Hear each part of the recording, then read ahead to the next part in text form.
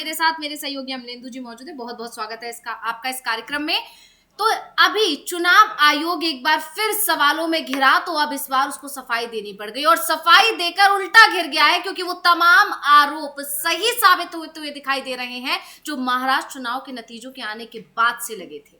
आपको याद होगा, महाराष्ट्र चुनाव के नतीजे आने के बाद संजय राउत ने एक बड़ा खुलासा किया था और उन्होंने ये आरोप लगाए थे कि बीजेपी एक बहुत ही पूरी प्लानिंग के साथ हर राज्य में चुनाव कर रही है। हर राज्य में उसने एक अच्छा खासा संख्या में कुछ वोटर बनाए हुए हैं, जिन्हें वो जिस राज्य में उसको जरूरत होती है उन राज्य में पहुंचा देती है और वो उसके लिए यानी बीजेपी के लिए वोट डालते हैं और उसी का नतीजा ये रहता है कि बीजेपी को जीत हासिल हो रही है। जबकि तमाम सर्वे रिपोर्ट्स ये दावा करते हैं कि बीजेपी हारने वाली है या बीजेपी इस बार इतना अच्छा आंकड़ा नहीं छू पाएगी। लेकिन इसके उलट जब नतीजे आते हैं, चाहे वो आप हरियाणा की बात कर लीजिए या महाराष्ट्र की बात कर लीजिए और अभी हाल ही में आए दिल्ली विधानसभा चुनाव की बात कर लीजिए, हर जगह नतीजे वो आए जिसकी उम्मीद सपने में भी नहीं थी। खुद बीजेपी को नहीं पता था कि वो इतना अच्छा प्रदर्शन कर देगी। खुद बीजेपी के कार्यकर्ता, बीजेपी के नेता, बीजेपी के समर्थक हैरान थे। और महाराष्ट्र में तो ये मुद्दा और ज्यादा गरमाया, क्योंकि तमाम सर्वे रिपोर्ट्स ये दावा कर रहे थे कि बीजेपी इस बार सत्ता में नहीं आने वाली है।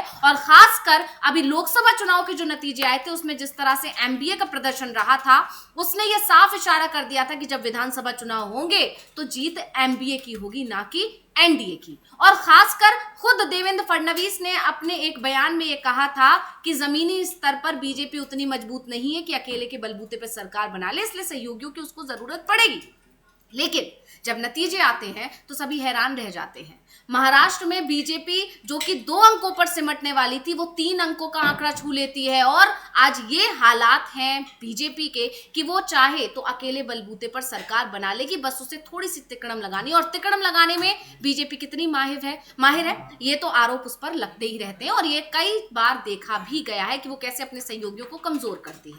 खैर, फिलहाल बात करते हैं चुनाव आयोग की कि चुनाव आयोग पर जो आरोप लगते हैं कि वो बीजेपी का साथ देता है, उसके सहारे से बीजेपी जीत रही है हर राज्य में, उन आरोपों पर मोहर एक बार फिर लग गई। और अब जिस तरह से चुनाव आयोग की सफाई आई है, उसने ये बता दिया कि कुछ ना कुछ धांधली वोटर लिस्ट को लेकर तो हो ही रही है। और अभी जब पश्चिम बंगाल में अगले साल की शुरुआत में चुनाव होने हैं, उसको लेकर अभी से तैयारियों में लग गई हैं। बीजेपी भी लगी हुई है, पश्चिम बंगाल की सत्ताधारी पार्टी टीएमसी भी लगी हुई है और उसके बीच में ममता बनर्जी जो कि सीएम है पश्चिम बंगाल की, उन्होंने एक बड़ा आरोप लगाया था, एक बड़ा खुलासा किया था कि कैसे यहाँ पर वोटर्स लाए जा रहे हैं और उन वोटर्स के किस तरह से नाम जोड़े जा रहे हैं। ये आरोप लगातार लग रहे थे और अब खुद जब चुनाव आयोग पर ये आरोप लगे और पश्चिम बंगाल की सीएम ने ये आरोप लगाए, तो अब उस पर कुछ सफाई आई है, जिसको लेकर मैं अमलेंदु जी आपके पास आना चाहूंगी कि क्या कुछ है पूरा मामला, कैसे चुनाव आयोग अपनी सफाई देने में घिर गया है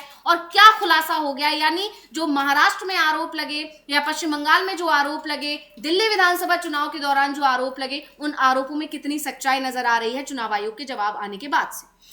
देखिए अंशिता, चुनाव आयोग को सफाई देने पर मजबूर होना पड़ा है और सारे आरोपों की उसने एक तरीके से पुष्टि कर दी है कि वो आरोप सही हैं, चूंकि उसने वो सारी बातें मान ली हैं जो उस पर आरोप लगाए जा रहे थे कि डुप्लीकेट नंबर जो इशू किए जा रहे हैं। और लेकिन उसमें उसने सफाई दी है कि जो डुप्लीकेट नंबर क्यों हो रहे हैं। महत्वपूर्ण बात यह है अंशिता कि जैसे आपने बताया कि संजय राउत ने और राहुल गांधी ने और सुप्रिया सुले ने जो दिल्ली में प्रेस कॉन्फ्रेंस की थी, संयुक्त प्रेस कॉन्फ्रेंस, उसमें यह आरोप लगाया था कि एक ही एपिक नंबर पे कई मतदाता बना दिए गए। इस तरीके के आरोप लगाए गए थे और एक ही घर में कई मतदाता बना दिए गए, एक बिल्डिंग में ही 7000 मतदाता जो है वो जोड़ दिए गए। इस तरीके के आरोप लगाए थे और ये कहा था कि आप हमको जो है वो वोटर लिस्ट दीजिए एक्सेल शीट में, और वो चुनाव आयोग वोटर लिस्ट नहीं दे रहा है। इसको लेकर जो थे काफी ज्यादा गंभीर आरोप लगाए गए थे और संजय राउत ने यह भी कह दिया था कि जो महाराष्ट्र में 40 लाख मतदाता बढ़ाए गए, यही मतदाता दिल्ली में पहुंच गए और दिल्ली से बिहार जाएंगे और बिहार से फिर उत्तर प्रदेश जाएंगे, ये उन्होंने कहा था।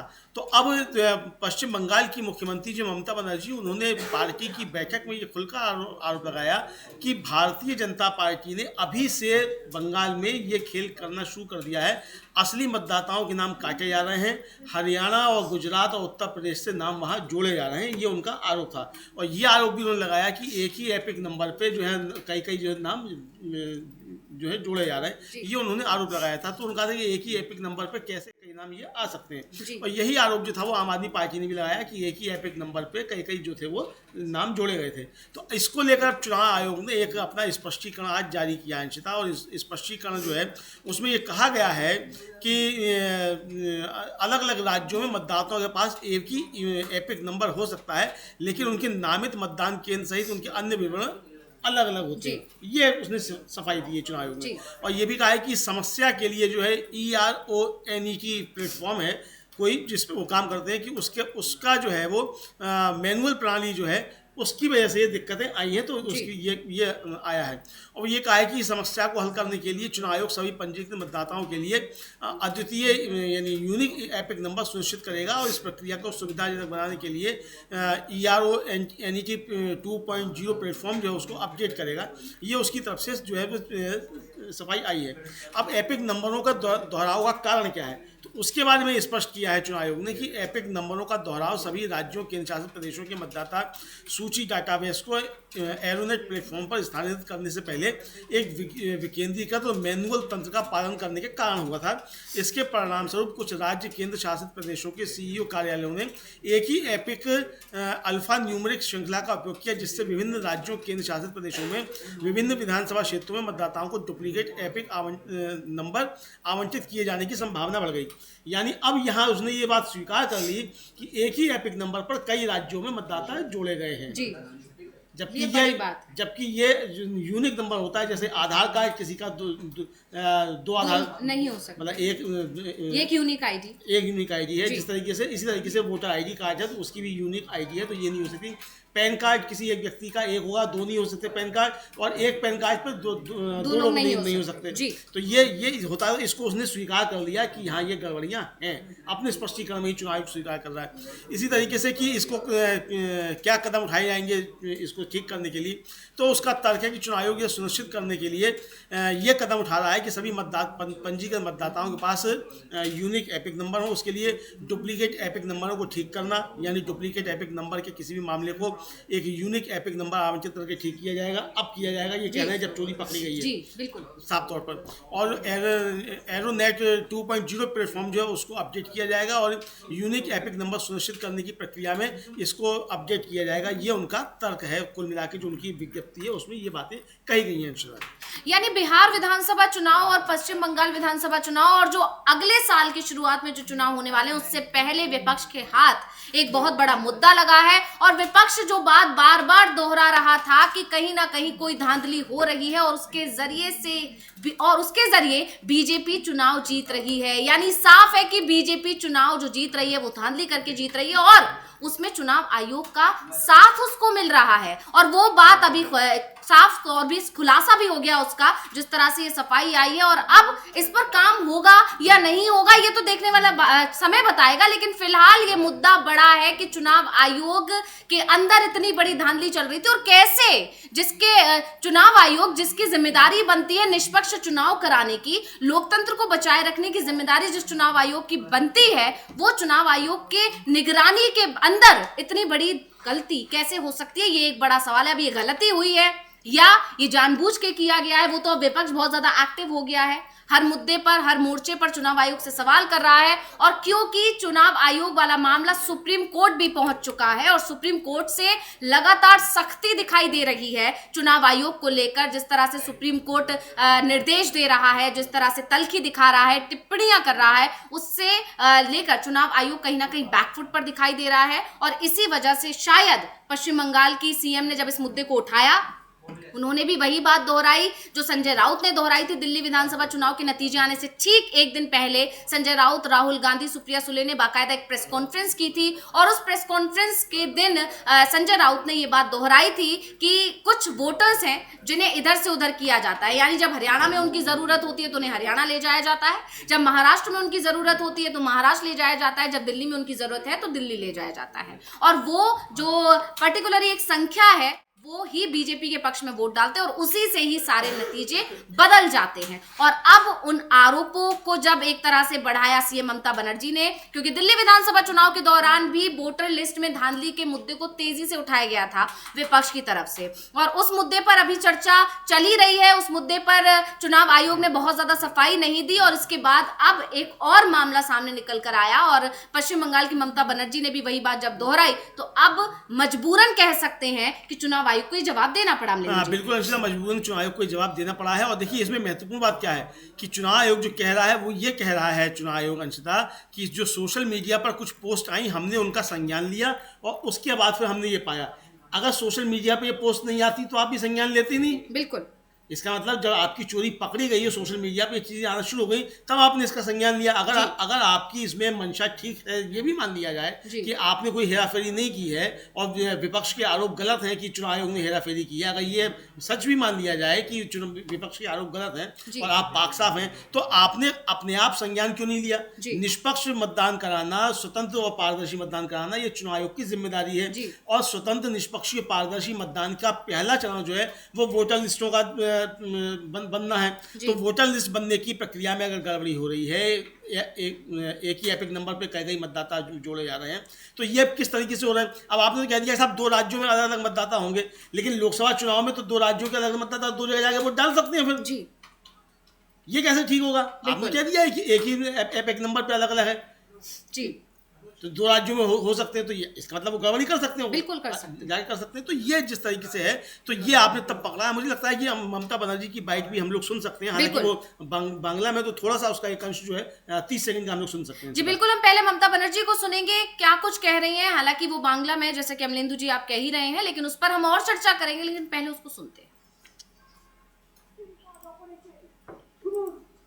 ममता बनर्जी को सुन रहे थे और वो अभी से ये देखा जा रहा है कि ईवीएम वाले मुद्दे को लेकर या चुनाव आयोग में धांधली, चुनाव आयोग की तरफ से जो धांधली की जा रही है उसको लेकर बहुत ज्यादा एक्टिव दिखाई दी और उसी का नतीजा ये रहा कि चुनाव आयोग को आगे आकर सफाई देनी पड़ी। साफ साफ उन्होंने कहा, ममता बनर्जी ने अपने बयान में, हम बता देते हैं दर्शकों को क्योंकि वो बंगाली में बयान था, तो उसमें उन्होंने साफ साफ कहा कि इसी तरह से धांधली हो रही है। हरियाणा के लोगों को बिहार लाया जा रहा है, बिहार के लोगों को बंगाल ले जाया जा रहा है, बंगाल के लोगों को महाराष्ट्र में इस्तेमाल किया जा रहा है। यानी कुछ एक पर्टिकुलर संख्या है जिन वोटर्स को एक तरह से फ्लोटिंग भी कह सकते हैं कि फ्लोटर वोटर के तौर पर उन्हें इस्तेमाल किया जा रहा है। और जिस राज्य में जहां कमी दिख रही होती है, क्योंकि बीजेपी आंतरिक सर्वे करवाती है, आप सभी जानते हैं इस बात को कि किस तरह से आंतरिक सर्वे कराती है, उसके पास रिपोर्ट पहले से ही आ जाती है और सभी दल वैसे इस तरह के सर्वे कराते हैं। और जैसे ही बीजेपी को ये पता चल जाता है कि इस राज्य में उसकी हालात खराब है या जीतने की उम्मीद बेहद कम है, वहां पर इनको एक्टिव कर दिया जाता है, इन वोटर्स को, और उसी के सहारे से बीजेपी को जीत हासिल हो जाती है। और ये मुद्दा पकड़ में आया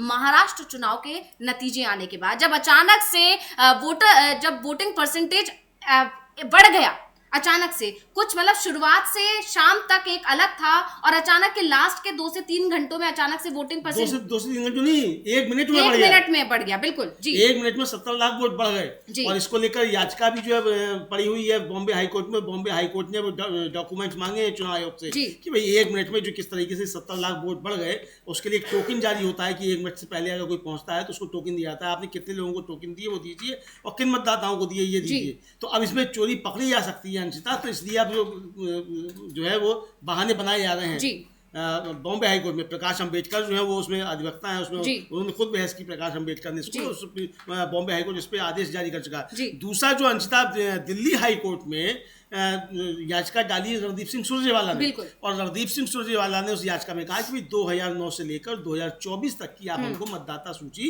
एक्सेल शीट में दीजिए। ये जो एरोनेट कह रहे हैं, असल गड़बड़ी इस एरोनेट में है। एरोनेट के जरिए ये जो दे रहे हैं उसमें आप मिलान नहीं कर सकते क्योंकि वो एक्सेल शीट में नहीं होता है, और एक्सेल शीट में एक क्वेरी चलाकर आप डुप्लीकेसी पकड़ सकते हैं। तो एक्सेल शीट में इसीलिए नहीं दिया जा रहा है कि वो डुप्लीकेसी पकड़ ली जाएगी, पीडीएफ फॉर्मेट में दिया जा रहा है। तो यही मांग थी कि आप हमको एक्सेल शीट में दीजिए। उस पर चुनाव आयोग ने कहा कि साहब हम 3 महीने में बताएंगे कि हम इस पर क्या एक्शन लेंगे। यानी दिसंबर 2024 में याचिका पड़ी और उसके बाद वो फरवरी में पहुंचता है अंत में, यानी 2.5 महीना लगभग 2 महीने से जाने के समय में, और कहता है कि हम 3 महीने में बताएंगे कि हम इस पर क्या एक्शन लेंगे। ये इस पर गुरदीप सिंह सप्पल जो कांग्रेस के प्रवक्ता है, उन्होंने एक ट्वीट किया अंशिता, और उसको आप जो है बता सकती हैं कि उन्होंने क्या लिखा था उस पर। हालांकि पुराना ट्वीट है लेकिन वो बताया जा सकता है। जी, हम पहले भी इस पर चर्चा कर चुके हैं अमलेंदु जी, और आज फिर क्योंकि ये मामला उठा है दोबारा से, कहीं ना कहीं चुनाव आयोग सवालों के घेरे में है, और अभी से नहीं, चुनाव आयोग लगातार सवालों के घेरे में, और चुनाव आयोग को जो ये सफाई देनी पड़ी है,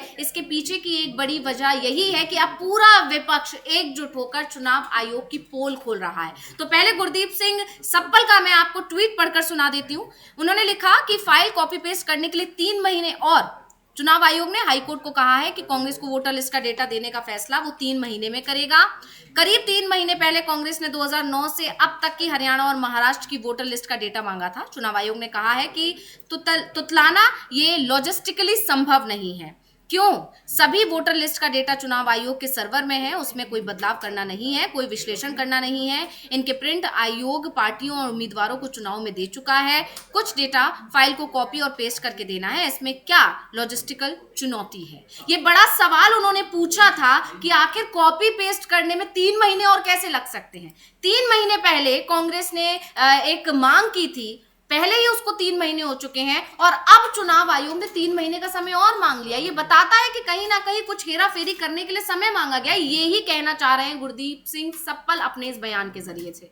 यानी चुनाव आयोग बुरी तरह से विपक्ष के निशाने पर है और विपक्ष उसे घेर रहा है। आपको याद होगा अमलेंदु जी, जब हरियाणा चुनाव के नतीजे आए थे, उस समय भी चुनाव आयोग पर बहुत ज्यादा सवाल उठे थे, धांधली के आरोप लगे थे। खासकर एक बाकायदा प्रेस कॉन्फ्रेंस करके पवन खेड़ा ने कहा था कि कुछ बैटरी जिनमें ज्यादा है, जिन ईवीएम्स में 99% बैटरी है, वहां पर बीजेपी को जीत मिली, यानी कि ईवीएम्स बदली गई हैं, और जिन ईवीएम्स में बैटरी लो है उनमें वहां पर कांग्रेस को जीत मिली है। और इस तरह के तमाम आरोप कांग्रेस की तरफ से लगाए गए थे। और इसके बाद जब महाराष्ट्र चुनाव होने वाले थे, उससे पहले संजय राउत ने बाकायदा ये बात कही थी कि जो हरियाणा में हुआ वो महाराष्ट्र में नहीं होने देंगे। लेकिन तब तक शायद विपक्ष इस धांधली को नहीं समझ पाया था कि तब तक विपक्ष को सिर्फ ये लगता था अमलेंदु जी कि ईवीएम में धांधली हो रही है, लेकिन यहाँ तो खेल कुछ और ही चल रहा है। ईवीएम से तो इसका कोई लेना देना ही नहीं दिखाई दे रहा है फिलहाल, अगर देखा जाए तो, क्योंकि ईवीएम से फोकस लगा रहा विपक्ष का, और यहाँ पर वोटर्स ही बढ़ा दिए गए हैं। यहाँ पर वोटर्स इधर के उधर लाकर खड़े कर दिए गए हैं और वो वोट डाल रहे हैं। यानी ईवीएम में धांधली तो है ही, लेकिन उससे ज्यादा बड़ी धांधली तो ये चल रही है वोटर्स को इधर उधर करना। तो विपक्ष इस पर लगा रह गया और उधर महाराष्ट्र में फिर खेल हो गया। लेकिन अब जिस तरह से विपक्ष एकजुट दिखाई दे रहा है, और विपक्ष ने दिल्ली चुनाव से पहले इस मुद्दे को उठाया, उस विपक्ष के उन मुद्दों को उठाने का नतीजा ये दिखाई दे रहा है कि शायद अब आगे आने वाले चुनावों में ये धांधली पर कुछ ब्रेक लग सकता है। हाँ, कुछ ब्रेक लग सकता है, वो तो समय बताएगा इंस्टा ब्रेक लग सकता है कि नहीं लग सकता है। लेकिन अब समझ में आया कि 3 महीने का समय वहाँ चुनाव आयोग ने क्यों दिया दिल्ली हाई कोर्ट में। इसलिए दिया कि चूंकि ये चीज़ सामने आ चुकी, उसे मालूम था कि हम अगर एक्सेल शीट में दे देंगे तो ये चोरी पकड़ी जाएगी। अब खुद स्वीकार कर लिया है कि हमने ये कमी पकड़ ली है और इस कमी को हम दूर करेंगे, ये चुनाव आयोग का कहना है, और हम इसको यूनिक एपिक नंबर में बदलेंगे। यानी जब ये काम कर लिया जाएगा अंशिता, वोटर लिस्टों का जब ठीक कर लिया जाएगा, तब उस हाई कोर्ट को कहा जाएगा कि हम ये वोटर लिस्ट दे रहे हैं। लेकिन उसके बाद फिर ये गड़बड़ी नहीं होगी, इसकी क्या गारंटी होगी? हाई कोर्ट में देने के बाद और कांग्रेस को ये लिस्ट सौंपने के बाद उसके बाद फिर गड़बड़ी की जाएगी, इसकी क्या गारंटी है? तो यानी चुनाव आयोग पर जो सवाल हैं वो सवाल एक तरीके से सही होते हुए नजर आ रहे हैं। चुनाव आयोग सवालों के घेरे में है और विपक्ष के आरोपों को उसने एक तरीके से स्वीकार कर लिया है कि हाँ, वोटर लिस्टों में गड़बड़ियां हुई हैं, एक ही एपिक नंबर पे कई मतदाता हैं, ये साफ तौर पर चुनाव आयोग ने अब स्वीकार कर लिया है। लेकिन ये कहा है कि हम इसको दुरुस्त करेंगे। अब इस पर सौगत राय के बयान को भी सुन लेते हैं, उन्होंने क्या कुछ बोला है और कैसे फिर चुनाव आयोग पर सवाल उठ रहे हैं और कैसे चुनाव आयोग के खिलाफ अब विपक्ष एक नया मोर्चा खोलेगा। इस पर भी चर्चा करेंगे, लेकिन पहले सौगत राय को सुनते हैं। सौगत राय को सुन रहे थे और सौगत राय का ये बयान पुराना है जिस पर हम पहले भी चर्चा कर चुके हैं। यानी पश्चिम बंगाल सरकार ने इस मुद्दे को इतनी जोर से उठाया, इतना तेजी से उठाया, या ये भी कह सकते हैं कि एक के बाद एक मामले जिस तरह से बढ़ते चले जा रहे हैं, उन मामलों में कहीं ना कहीं चुनाव आयोग बैकफुट पर है, वो दबता चला जा रहा है। और ये बात साफ है कि ये सुप्रीम कोर्ट का दरवाजा भी विपक्ष खटखटा चुका है और अब चुनाव आयोग को सुप्रीम कोर्ट से बचने का कोई तरीका नजर नहीं आ रहा, कोई जरिया नजर नहीं आ रहा द्वारा यही वजह है कि चुनाव आयोग को ये आगे आकर सफाई देनी पड़ी है। भले ही चुनाव आयोग की तरफ से ये कहा गया है कि सोशल मीडिया पोस्ट के उस पर इसने ये संज्ञान लेते हुए ये सफाई दी है, लेकिन सफाई रीजन कोई भी हो सफाई देने का, चाहे वो विपक्ष के आरोप हो, चाहे वो सुप्रीम कोर्ट में मामले कोटने का डर हो या फिर सोशल मीडिया पोस्ट हो, लेकिन बात सिर्फ इतनी है कि जो आरोप संजय राउत ने लगाए थे और संजय राउत के उन आरोपों को सुनकर फिर ममता बनर्जी ने उस बात को जब दोहराया तो ये साफ हो गया है कि कहीं ना कहीं कुछ वोटर्स हैं जो महाराष्ट्र में भी वोट डाल रहे हैं, जो हरियाणा में भी वोट डाल रहे हैं, जो दिल्ली में भी वोट डाल रहे हैं, और हो सकता है कि आने वाले समय में वो बिहार में भी वोट डालें और फिर पश्चिम बंगाल में भी वोट डालें। लेकिन अब जिस तरह से सफाई आई है, हालांकि कहा गया है अभी चुनाव आयोग की तरफ से कि इस पर ध्यान देंगे, इस जो ये धांधली चल रही है इस पर रोक लगाएंगे, इसके लिए काम करेंगे, लेकिन ये बड़ा सवाल यहाँ पर ये कि आखिर ये धांधली अभी तक चल कैसे रही थी अमलेंदु जी?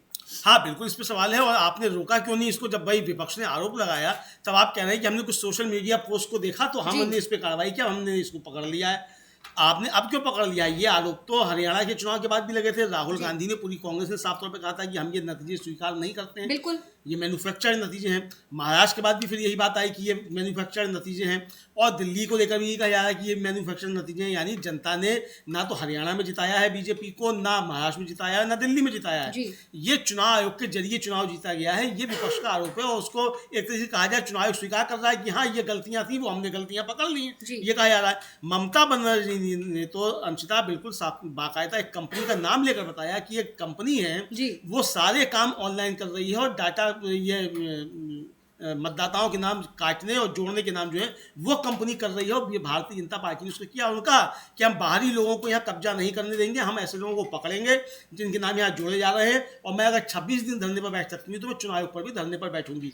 जब ममता बनर्जी का ये वक्तव्य आता है कि हम चुनाव आयोग पर धरने पर बैठेंगे, तब चुनाव आयोग को लगता है कि हो सकता है विपक्ष अब चुनाव आयोग पर धावा बोलना शुरू कर दे और एक जन आंदोलन खड़ा हो जाए चुनाव आयोग की बेईमानियों के खिलाफ। तब जाकर अब इस तरीके की जो है वो सफाई आ रही है, मजबूरी में या डर में जो भी कहा सकता है, या ईमानदारी में ही आ रही है। ये भी हो सकता है भाई आप नहीं किया हो, आपने गड़बड़ नहीं की हो, दूसरे लोग कर रहे हो, आप उस गड़बड़ी को नहीं पहचान पाए हो, भारतीय जनता पार्टी गड़बड़ कर रही हो, या कोई कंपनियां लगाई गई हैं वो गड़बड़ी कर रही हो, उन्होंने किसी पार्टी से ठेका ले लिया हो वो कर रही हो। लेकिन ये बड़े पैमाने पर हो रहा है, इस बात का तो ममता बनर्जी आरोप लगा रही है, उन्होंने बाकायदा एक कंपनी का नाम लिया अंशता।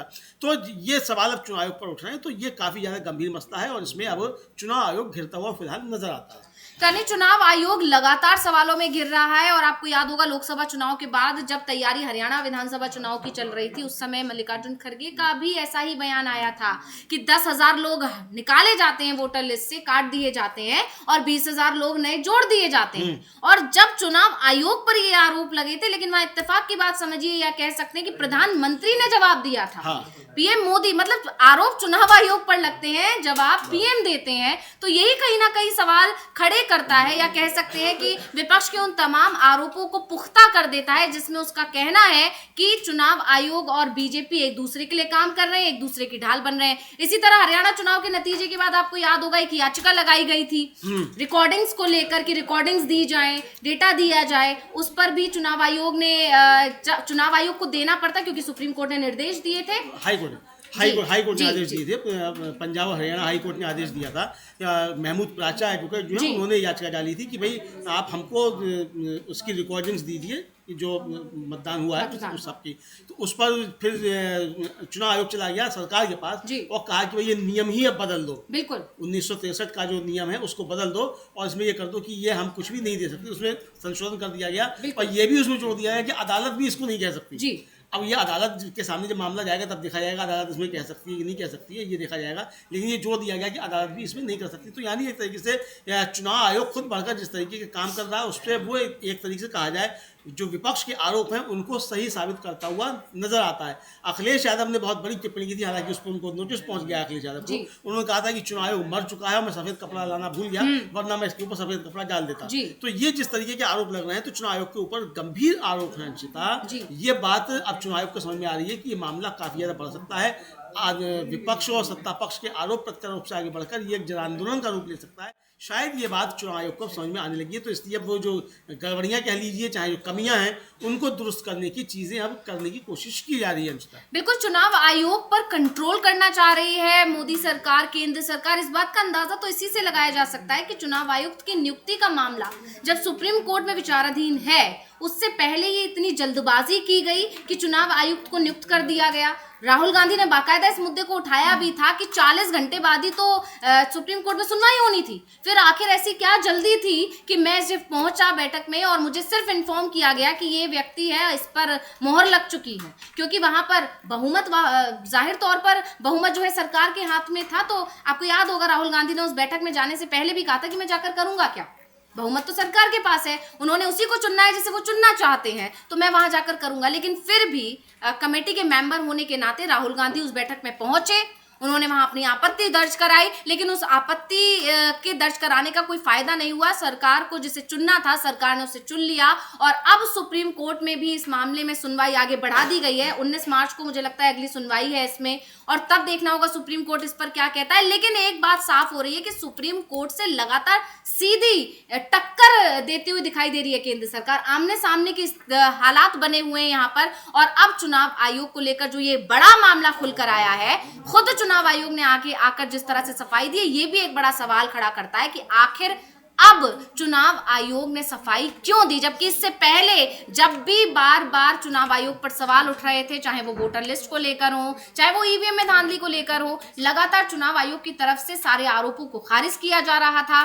जो भाषा होती थी चुनाव आयोग की जवाब देने की, वो ऐसी लगती थी जैसे बीजेपी मुख्यालय में बैठकर उनका लेटर लिखा गया है। वो ऐसी बिल्कुल होती ही नहीं थी कि एक आरटीआई के जरिए से उनको सूचना देना पड़ेगा, जिस तरह से राइट टू इन्फॉर्मेशन, वो चीज नहीं दिख रही थी चुनाव आयोग के जवाबों में। लेकिन अभी जो हाल देखा गया है, जिस तरह से जवाब देना पड़ा है चुनाव आयोग को, तो ये भी एक बड़ा सवाल है कि आखिर अब जरूरत क्यों महसूस हुई अमलेंदु जी। हाँ बिल्कुल, आखिर अब महसूस क्यों हुई, ये समझ में आ रहा है, और ये साफ समझ में आ रहा है चूंकि विपक्ष ने जो आरोप लगाया और ये लगा कि अब विपक्ष पे काम कर रहा है। जब इतनी बातें पकड़ ली गई, ममता बनर्जी ने साहब कहा कि नाम काटे जा रहे हैं, यूपी और बिहार के लोगों के नाम जोड़े जा रहे हैं और एपिक नंबर वही रखे जा रहे हैं, यानी एक ही एपिक नंबर पे दो नाम जो है, ये जिस तरह की चीज़ें आई जो संजय राउत ने आरोप लगाया, तो ये समझ में आया कि विपक्ष इसका मतलब तैयारी कर रहा है, उसने कोई दूसरा मेथड अपना के ये फर्जीवाड़ा पकड़ने की कोशिश की है और पकड़ा है, उसको लेके आया जी। इस पर आगे और चर्चा करेंगे अमलेंदु जी, लेकिन इस वक्त की बड़ी खबर ये आ रही है कि राहुल गांधी पर एक और केस लगा दिया गया है।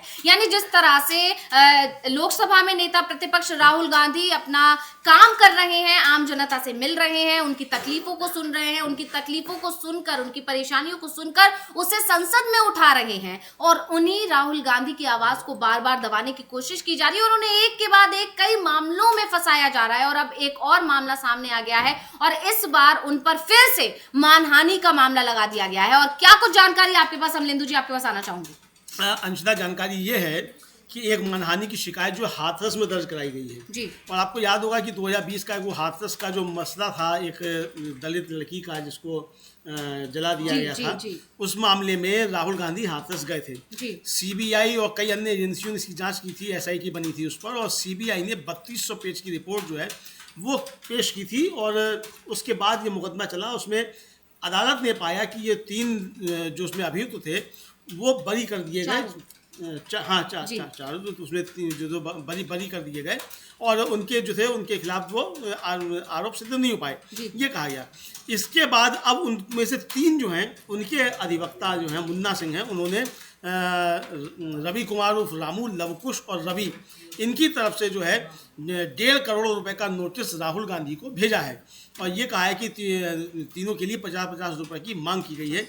और उन्होंने बताया, अधिवक्ता मुन्ना सिंह पुंडीर का वक्तव्य आया है कि तीनों लड़के समाज में बेहतर जिंदगी जी रहे हैं, कोर्ट ने उन्हें दोष मुक्त कर बरी किया है, कोर्ट ने इसे रेप केस नहीं माना है, पर राजनीति के तहत एक पोस्ट अपलोड कर इनकी ज़िंदगी में फिर से दाग लगाया जा रहा है। तो ये जो है किया गया, और कल जो है इसको दायर किया गया है शनिवार को, और इसकी अगली सुनवाई जो है वो 24 मार्च को होगी अंशिता।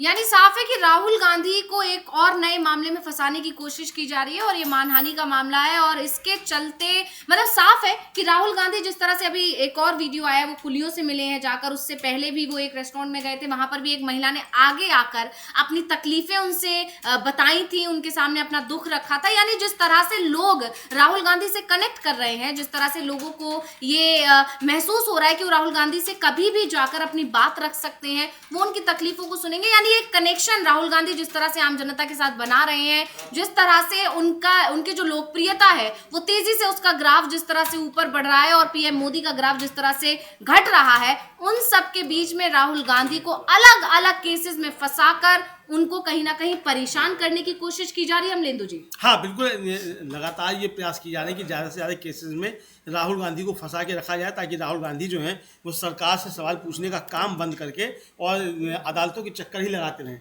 हालांकि जो एक मामला सावरकर वाला था उसमें तो याचिकाकर्ता उल्टे फंसते हुए नजर आ रहे हैं, क्योंकि राहुल गांधी ने मांग कर दी भाई ठीक है इसको आप समन टाइम में बदलिए और हम ऐतिहासिक तथ्यों के आधार पर इसमें बहस करेंगे और ऐतिहासिक तथ्य हम पेश करेंगे। और उसमें कह रहे हैं कि जो सत्य की सावरकर जो उसमें थे केस में, उनका कहना है कि भाई ये तो दिशा भटकाने वाली बात है, इतिहास से इसका कोई लेना देना नहीं है। अरे भाई जो राहुल गांधी आरोप लगा रहे हैं वो इतिहास के आधार पर तो आरोप लगा रहे हैं, तो इतिहास के आधार पर ही जो है वो बात की जाएगी। तो यहाँ लगता यही है कि इस तरीके से एक कोशिश की जा रही है ताकि राहुल गांधी जो है वो इसी चक्करों में फंसे रहे अंशिता।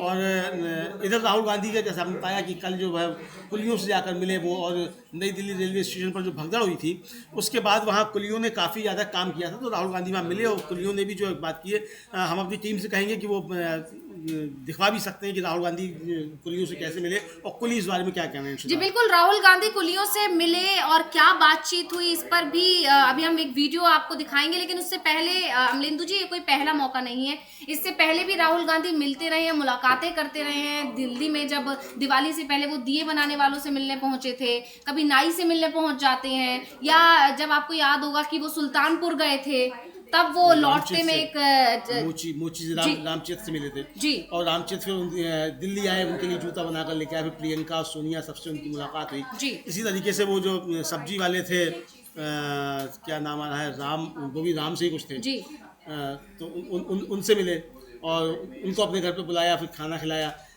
किसानों से जाकर हरियाणा में मिले थे, उन महिलाओं को फिर बुलाया, हरियाणा की महिलाओं को, किसान महिलाएं थी, उनमें से एक का आँख का ऑपरेशन भी कराया और राहुल गांधी ने खुद नहीं कहा कि मैंने ऑपरेशन कराया, उन महिला ने बताया कि राहुल गांधी ने उनका ऑपरेशन करवाया। तो ये राहुल गांधी इस तरीके से करते थे। इसका मकसद अंशतः क्या है? इसका मकसद सिर्फ ये है कि ऐसा नहीं है कि साहब एक मोची से मिल ली तो उसकी ज़िंदगी बदल गई, या 10 कुलियों से मिल गए तो वो सारे कुलियों की ज़िंदगी बदल गई। मकसद इसका ये है कि जो समस्याएं रामचेत झेल रहे हैं या जो दिल्ली रेलवे स्टेशन पर कुली झेल रहे हैं, यही समस्याएं सारे कुलियों की देश भर में हैं जी।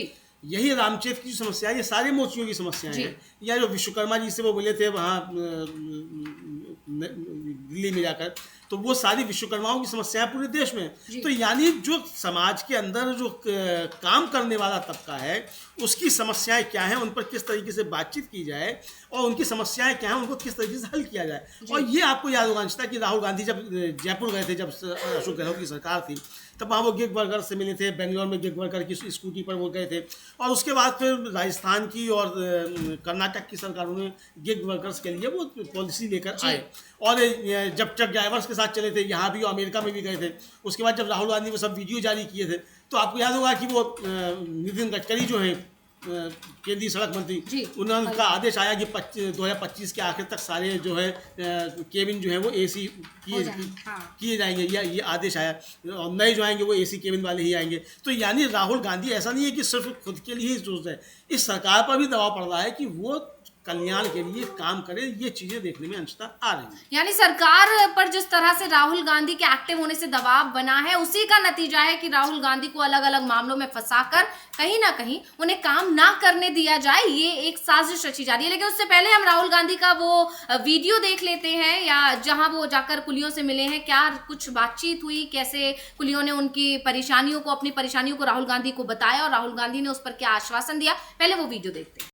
में अब एक नया मामला आ जाता है कि उन पर मानहानि का नया मामला लग गया है। इस मामले पर राहुल गांधी की तरफ से या राहुल गांधी की टीम की तरफ से क्या प्रतिक्रिया आती है? अभी तक कोई प्रतिक्रिया नहीं आई है, लेकिन ये साफ दिखाई दे रहा है कि राहुल गांधी को नए अलग अलग मामलों में फंसाने की कोशिश की जा रही है। वहीं और इलेक्शन कमीशन वाला जो मामला चल रहा है उस पर अब वापस आते हैं हम लेंदु जी, क्योंकि वो आज की बहुत बड़ी खबर है। क्योंकि जिस तरह से आरोप लगते रहे हैं इलेक्शन कमीशन पर और जिस तरह से आरोपों को खारिज करता रहा है इलेक्शन कमीशन, चुनाव आयोग, आपको याद होगा जब दिल्ली चुनाव की घोषणा करने के लिए इलेक्शन कमीशन प्रेस कॉन्फ्रेंस करने आया था, तो ये बहुत ज्यादा गौर करने वाली बात थी कि वो पूरे समय अपनी सफाई देते रहे थे। राजीव कुमार उस वक्त चुनाव आयुक्त थे, मुख्य चुनाव आयुक्त, और वो सिर्फ और सिर्फ सफाई देने में लगे थे, जबकि दिल्ली चुनाव को लेकर चुनाव आयोग की क्या तैयारियां हैं उस पर उन्होंने बहुत ही कम समय दिया था। पूरे समय वो शायरियां करते रहे थे, वो महाराष्ट्र चुनाव और हरियाणा चुनाव को लेकर अपनी सफाई देते रहे थे। उसके समय पर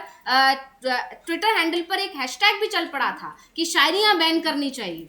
हाँ बिल्कुल, जितना शायरियाँ बैन करनी चाहिए। हालांकि अब वो नए ज्ञानेश कुमार जी आ गए हैं तो वो शायरी वायरी शायद नहीं पढ़ते हैं, और अच्छी बात है, नहीं पढ़ते हैं तो ठीक से काम करें, वो ज़्यादा बेहतर होगा। क्योंकि शायरी पढ़ने में समय भी बर्बाद होता है और काम से ध्यान भी हटता है। तो खैर वो अलग मसला है, राजीव कुमार जी शायरी करते हैं या क्या करते हैं वो राजीव कुमार जी जाने, उनका काम जाने।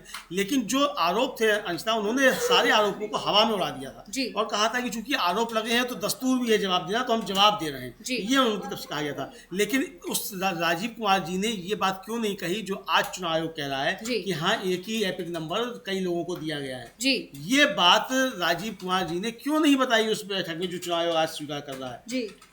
चीज तो पहले भी रही होगी ना, आरोप तो पहले भी लग रहे थे। लेकिन जब ममता बनर्जी खुलकर कहती हैं कि हमने वो पहचान कर ली है कि एक ही एपिक नंबर जो है वो कई लोगों को दिया जा रहा है और यहाँ के लोगों के नाम काटे जा रहे हैं और उस एपिक नंबर पे महाराष्ट्र और हरियाणा के लोगों के नाम डाले जा रहे हैं, जब ये आरोप लगे तो आप बता रहे हैं कि साहब वो एक ही एपिक नंबर दो लोगों को इशू हो सकता है, कई लोगों को भी इशू हो सकता है, और जो प्लेटफॉर्म है उसकी गड़बड़ी की वजह से हुआ है। तो आप प्लेटफॉर्म की गड़बड़ी बता रहे हैं, तो अगर प्लेटफॉर्म की गड़बड़ी की वजह से हुआ तो आप तो बता रहे थे आपका सब कुछ मामला फुल प्रूफ है, उसमें कुछ भी गड़बड़ नहीं हो सकती। तो ये गड़बड़ी कैसे हो गई? तो अगर इसमें प्लेटफॉर्म की हो सकती है तो ईवीएम मशीनों में गड़बड़ी क्यों नहीं हो सकती है, मतदाता सूचियों में गड़बड़ी आ रही? तो बहुत सारे आरोप जो है वो चुनाव आयोग पर लग रहे हैं। एक तरह से कहा जाए कि चुनाव आयोग उन आरोपों को अब स्वीकार करता हुआ अंशतः नजर आ रहा है। यानी चुनाव आयोग पूरी तरह से बैकफुट पर है। लेकिन बड़ी बात यहाँ पर यह है कि चुनाव आयोग जब भी घिरता है, केंद्र सरकार आगे आकर किसी तरह से उसे बचाने की कोशिश करती है। ये देखा गया जब हरियाणा हाईकोर्ट ने आदेश दिया कि जो रिकॉर्डिंग्स हैं वो सौंपी जाए याचिकाकर्ता को, तो उन्होंने आगे आकर केंद्र सरकार ने उस कानून में ही संशोधन कर दिया और ये कह दिया कि ऐसा कोई जरूरी नहीं, क्योंकि ये सुरक्षा का मामला है, ये कहीं ना कहीं इसको सार्वजनिक नहीं किया जा सकता, नहीं तो ये निजता और सुरक्षा इस पर सब पर हमला हो जाएगा। तो ये सारी चीजें देखी जाती हैं कि चुनाव आयोग और केंद्र सरकार एक दूसरे के लिए काम कर रहे हैं। जो आरोप विपक्ष की तरफ से लगाए जाते हैं, और ये अभी से नहीं बहुत पहले से लगाए जा रहे हैं। मल्लिकार्जुन खड़गे ने ये वोटर लिस्ट वाले मामले की शुरुआत की थी, मुझे जहां तक याद है, और उन्होंने ही कहा था कि 10,000 लोग निकाले जाते हैं, 20,000 नए लोग जोड़ दिए जाते हैं, नहीं तो बीजेपी तो अपने बलबूते उपचुनाव तक नहीं जीत सकती। ये बड़ी बात कही गई थी खड़गे की तरफ से, और वो बयान लगातार दूसरे विपक्षी नेताओं की तरफ से भी उठाया गया।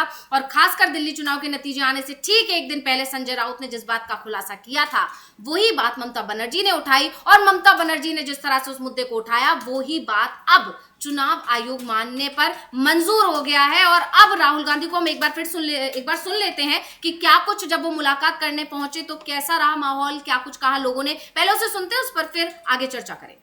जी अब हमने दिखाई है और उसमें देखा जा सकता है कि राहुल गांधी कितने आत्मीयता के साथ लोगों से मिले हैं और उनकी तकलीफें दिख रही है। और लोग जब उनसे मिल रहे हैं राहुल गांधी से, तो लोगों के चेहरे पर भी एक सुकून है, एक कॉन्फिडेंस है कि कोई व्यक्ति आया है और वो हमसे हमारी बात सुन रहा है। और वो व्यक्ति कोई आम व्यक्ति नहीं है, वो लोकसभा में नेता प्रतिपक्ष है।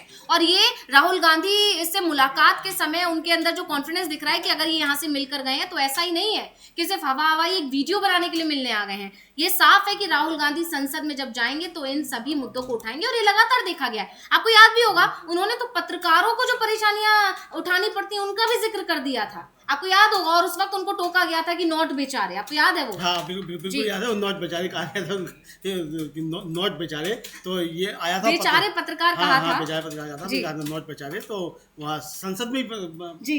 वाकया था ये अंशिता। जी। और तो समाज के सब वर्गों से राहुल गांधी मिलते हैं, समाज की सब वर्गों की समस्याओं को सुनते हैं, उनकी तरफ सरकार का ध्यान भी दिलाते हैं, और कह भी रहे हैं कुलियों से कि हम आपके मंत्री को इसको लेकर लिखते हैं। अब देखना यह है कि जो मंत्री है वो तो रेल मंत्री बताए जाते हैं, कांग्रेस उनको बार रेल मंत्री कहती है, तो राहुल गांधी की चिट्ठी का जो है रेल मंत्री जो है वो कोई जवाब देते हैं कि नहीं देते हैं, और जवाब देते हैं तो क्या जवाब देते हैं, ये देखना काफ़ी ज़्यादा महत्वपूर्ण होगा। इधर अंशिता जो दक्षिण भारत है, दक्षिण भारत पूरी तरीके से भारतीय जनता पार्टी के खिलाफ खड़ा होता चला जा रहा है, और आरोप भी लग रहे हैं कि भारतीय जनता पार्टी एक तरफ तो त्रिभाषा फार्मूले के जरिए दक्षिणी राज्यों पर हमला कर रही है, उनकी संस्कृति पर हमला कर रही है, दूसरी तरफ डिलिमिटेशन के जरिए दक्षिण का जो है वो कम करने की कोशिश की जा रही है, प्रतिनिधित्व तो कम करने की दक्षिण का कोशिश की जा रही है, इस तरीके के आरोप लग रहे हैं। तो अब ये जिस तरीके से आरोप लग रहे हैं अंशिता, इसमें M.K. स्टालिन जो वो बैठक बुला रहे हैं, सर्वदलीय बैठक बुला रहे हैं डिलिमिटेशन के खिलाफ। अब डिलिमिटेशन के खिलाफ जो है D.K. शिव कुमार जो कर्नाटक के उप मुख्यमंत्री हैं, उनका समर्थन M.K. स्टालिन को मिला है, और उन्होंने भी कहा है कि हम भारतीय जनता पार्टी की इस नीति का हम विरोध करेंगे कि डिलिमिटेशन जो है वो हमारा अधिकार छीनने की कोशिश की जा रही है, और दक्षिण भारत की सीटें कम करने की कोशिश की जा रही है। आरोप भी लग रहे हैं कि भारतीय जनता पार्टी इस डिलिमिटेशन के जरिए दक्षिण भारत का जो है वो कम करना चाहती है, सीटें इधर बढ़ाना चाहती है, ताकि इधर से कुछ हेराफेरी करके जो आरोप लगते रहते हैं वो लगातार सरकार में बनी रहे। और दक्षिण में वैसे भी बीजेपी का जो आधार है वो उतना मजबूत नहीं है। हाँ, दक्षिण में आधार मजबूत नहीं है, लेकिन हालांकि प्रयास काफ़ी किए जाते हैं दक्षिण में आधार मजबूत करने के। लेकिन जिस तरीके से अमित शाह लगातार जाकर बातें करते रहते हैं, हिंदी को लेकर बातें करते रहते हैं, त्रिभाषा फार्मूले को लेकर जो बातें कही जा रही हैं उस पर लगातार दक्षिण की तरफ से गुस्सा है, नीट पीजी की परीक्षाओं को लेकर दक्षिण में काफ़ी ज़्यादा गुस्सा है। तो ये सारी चीज़ें एक तरीके से अब, और उसमें डिलिमिटेशन का मुद्दा जो है ये दक्षिण भारत को उत्तर भारत से काटने का एक तरीके से कहा जाए भारतीय जनता पार्टी की बांटो और राज करो की जो नीति है उसका एक अगला हिस्सा समझा जा रहा है, और इसके खिलाफ दक्षिण भारत जो है वो एकजुट हो रहा है। जी बिल्कुल। और यहाँ पर ये जो भाषा का मुद्दा आपने जो उठाया, ये लगातार, ये कोई आज का नहीं है, ये बहुत पुराना मुद्दा है। और जिस तरह से बीजेपी इस कोशिश में लगी है कि हिंदी भाषा को बढ़ावा देकर कहीं ना कहीं वो दक्षिण में खुद को मजबूत करना चाह रही है, और सिर्फ हिंदी भाषा के जरिए से नहीं, जिस तरह से आंध्र प्रदेश में अब वो अपने आप को मजबूत कर रही है, कर्नाटक में मजबूत करने की कोशिश की ही गई है। तो ये सारी चीजें बता रही है कि बीजेपी का फोकस अब दक्षिण पर है, और अगर दक्षिण में बीजेपी उस तरह से मजबूत नहीं हो पाती है जिस तरह से इधर है, तो फिर वो परिसीमन के जरिए से खुद को मजबूत करने की कोशिश करिए। इसका छोटा उदाहरण आप ऐसे समझ सकते हैं हम अमलेंदु जी की, जब जम्मू कश्मीर के परिसीमन की बात आई थी तो सीट्स कश्मीर के बजाय जम्मू में बढ़ाई गई थी, क्योंकि जम्मू में हिंदी भाषी और हिंदू वहां पर ज्यादा है, इसलिए। बिल्कुल अंशिता, और ऐसे किया गया, 5 सीटें बढ़ाई गई जम्मू में और 1 सीट बढ़ाई गई घाटी में जी। और उसका फायदा जम्मू में तो मिला भारतीय जनता पार्टी को, और लेकिन वो कश्मीर में चूंकि ज्यादा आ गया मामला, तो वहाँ सरकार नहीं बन पाई, वरना तैयारी पूरी थी कि इस तरीके से जम्मू कश्मीर में पहली बार जो भारतीय जनता पार्टी की अकेले की सरकार बन जाएगी, वो तैयारियां से पूरी थी। तो इस डिलिमिटेशन के जरिए जो खेल किया उसने जम्मू कश्मीर में, आरोप भी लग रहे हैं कि उसी तरीके के खेल दक्षिण भारत में करना चाहती है, ताकि दक्षिण का प्रतिनिधित्व कम हो जाए और भारतीय जनता पार्टी उत्तर में अपना स्थिति ठीक करके यहाँ पे लिया। अब हालांकि उत्तर में भी उसकी स्थिति ठीक रहती कि नहीं रहती है वो आने वाला समय बताएगा, लेकिन ये प्रयास मतलब किए जा रहे हैं। तो हर मोर्चे पर एक से देखा जाए बीजेपी पूरे प्रयास कर रही है कि सरकार में वो बनी रहे किसी तरीके से, और केन प्रकार है, मतलब सत्ता ही उसका असली ध्येय है, सत्ता से बढ़कर उसको कुछ नहीं है, ये बात वो साबित कर रही है। यानी लगातार वैसे भी ये कहा जाता है, विपक्ष की तरफ से भी आरोप लगते हैं और देखने को भी मिलता है कि बीजेपी हमेशा चुनावी मोड में रहती है। एक राज्य के चुनाव खत्म नहीं होते हैं कि उसका फोकस दूसरे पे हो जाता है। इसका ताजा तरीन उदाहरण अभी दिल्ली चुनाव के नतीजे घोषित होने के बाद जब पीएम मोदी मुख्यालय से संबोधित कर रहे थे आम जनता को, अपने कार्यकर्ताओं को, तब उनका फोकस बिहार पर था और उनके बयान से ये बात साफ जाहिर हो गई थी। जिस तरह से उन्होंने तेजस्वी यादव और राहुल गांधी यानी आरजेडी और कांग्रेस के बीच फूट डालने की जो कोशिश की थी, उससे साफ था कि उनका इशारा पूरी तरह बिहार पर है और बिहार के बाद अब पश्चिम बंगाल पर भी है और पश्चिम बंगाल के साथ साथ दूसरे तमाम राज्यों पर भी बीजेपी अभी से ही फोकस में लग गई है और ये बात बताती है कि बीजेपी को सिर्फ सत्ता चाहिए, सिर्फ कुर्सी चाहिए। ये आरोप जो विपक्ष की तरफ से लगते हैं उनमें कहीं ना कहीं कुछ तो सच्चाई है। अब उसके लिए चाहे उसको परिसीमन का सहारा लेना पड़े, चाहे उसे चुनाव आयोग का सहारा लेना पड़े, लेकिन बीजेपी को सिर्फ सत्ता चाहिए, ये बात यहाँ पर जाहिर होती हुई दिखाई दे रही है। तो बहुत बहुत धन्यवाद आपका अमलेंदु जी, ये तमाम जानकारी हमारे दर्शकों को देने के लिए।